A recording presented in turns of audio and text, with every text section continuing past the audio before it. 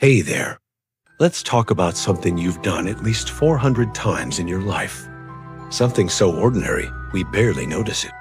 But what if I told you this tiny explosion in your nose changed human history? Meet the sneeze. That sudden, uncontrollable achoo. It's universal, annoying, sometimes life-saving. Absolutely. And weirdly, it holds clues to how we became social creatures. Picture this.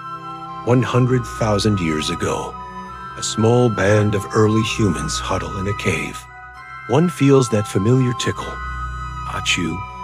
Instantly, heads turn, not just because it's loud, but because in that prehistoric world, a sneeze wasn't just noise, it was a biological alarm bell.